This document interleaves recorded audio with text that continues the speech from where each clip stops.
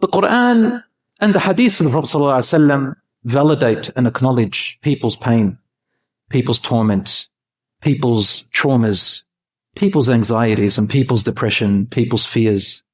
And Allah subhanahu wa ta'ala continuously reminds us in the Quran, do not fear, do not fear, do not fear. How do you not fear? Recognize yourself. So there are things, something called the 3 R's. Recognize, resilience, repair. I want to tell you and share with you something important here that is both studied in science and psychology and also in our sunnah. The core of our sunnah, the core of our deen teaches us this.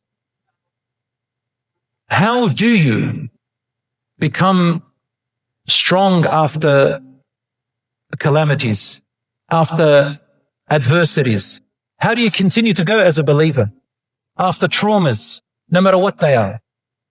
You recognize, you learn resilience, and then you repair. It starts physically in your brain. Did you know that? It starts physically in your brain.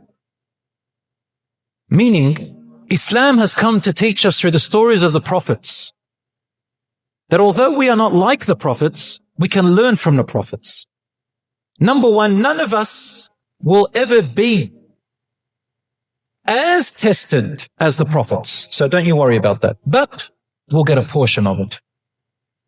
So the first thing we learn is to recognize that whatever has happened to you, whatever traumas, whatever environment, whatever background you have, whatever grief you went through,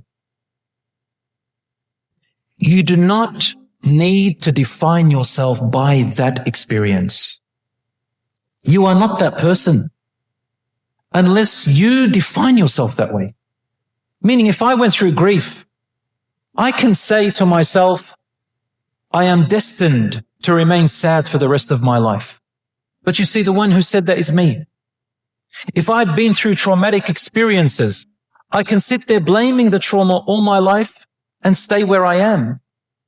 Or I can believe that, yes, bi'idhnillah, by the will of Allah, I can physically, bi'idhnillah, change my mindset. I can change my brain.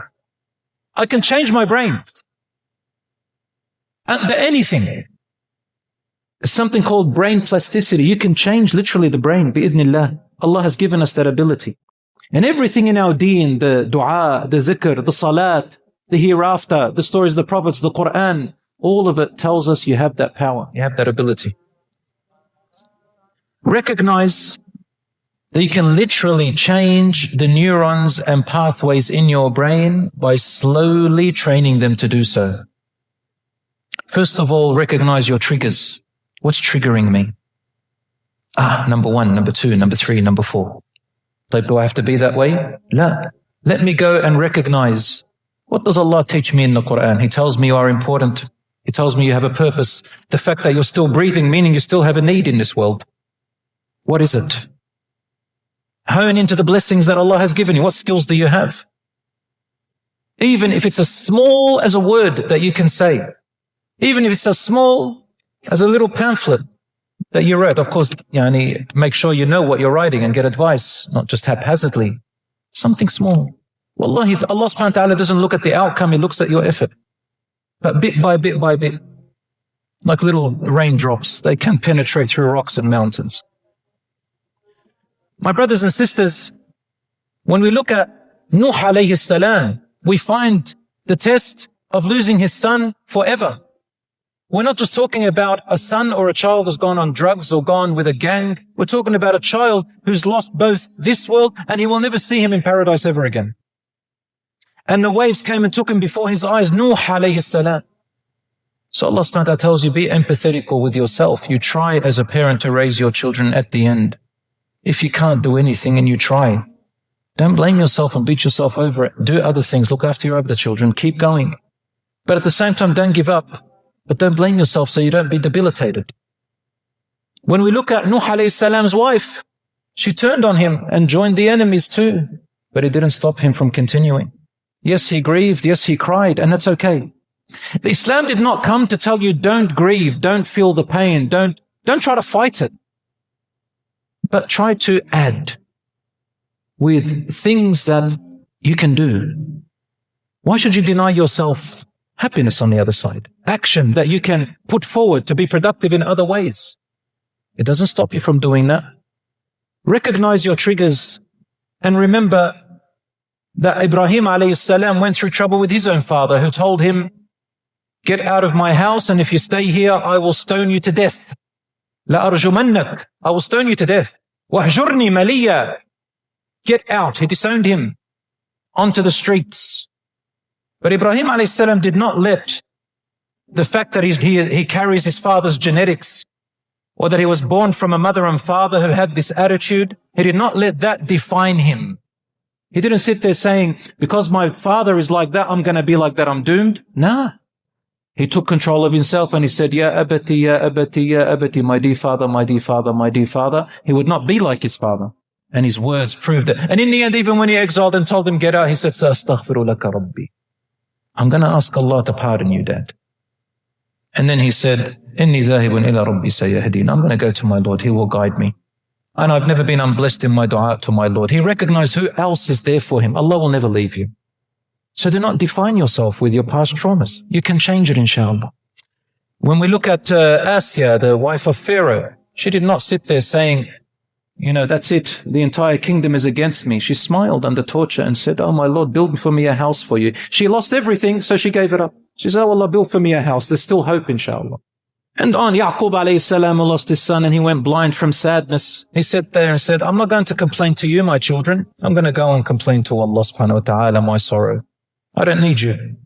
Yunus alayhi salam in the belly of the big fish. He did not give up. He made a mistake, but he did not define himself by that mistake. He repented.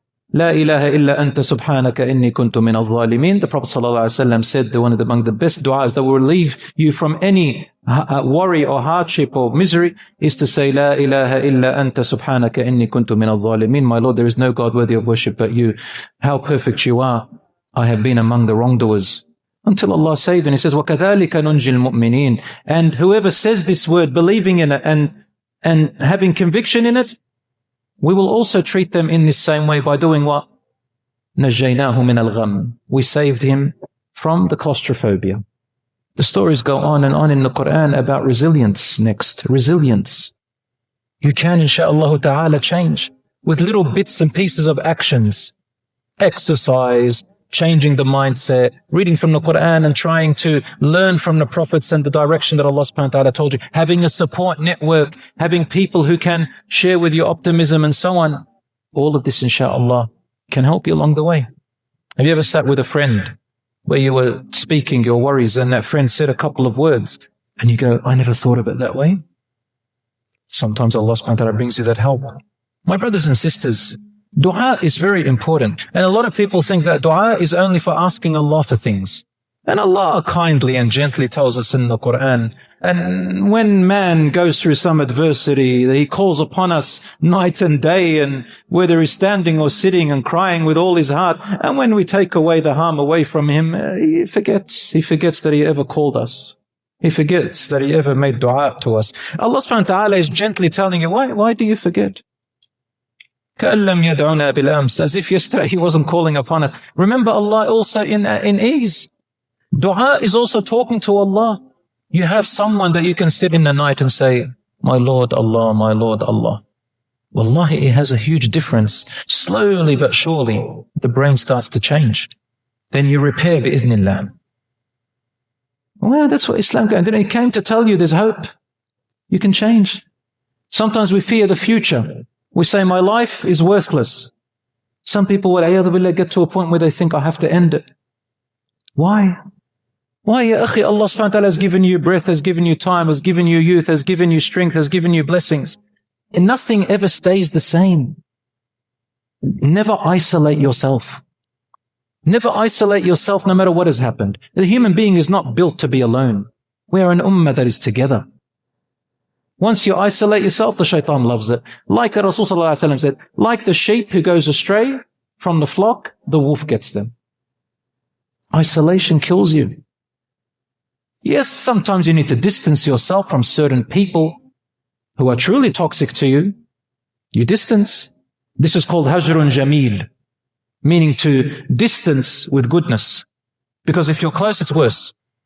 But choose and see which people you can sit with and be connected with, even if it's closer half of the way, who can benefit you, inshallah.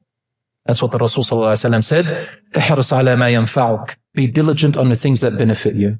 People, skills, readings, actions, whatever it is. واستعن بالله ولا تعجز. Seek Allah's support and do not give up. Don't become paralyzed. فإن أصابك شيء.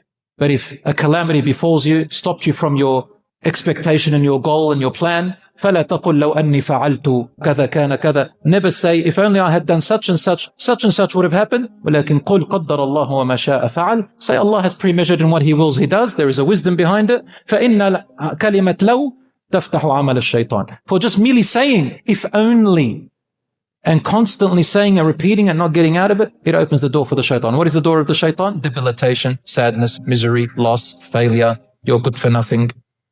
Oh, my brothers and sisters, remember your value to Allah subhanahu wa ta'ala. And remember about the people that if you were to harm yourself, God forbid, or for you were to go away, the people who love you, who you are harming, there are people who love you tremendously. You need to remember them.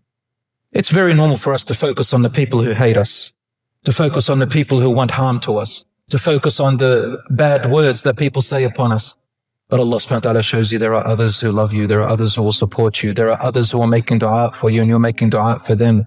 There will always be the truth and the false, the right and the wrong, the helpers and the destroyers. There will always be.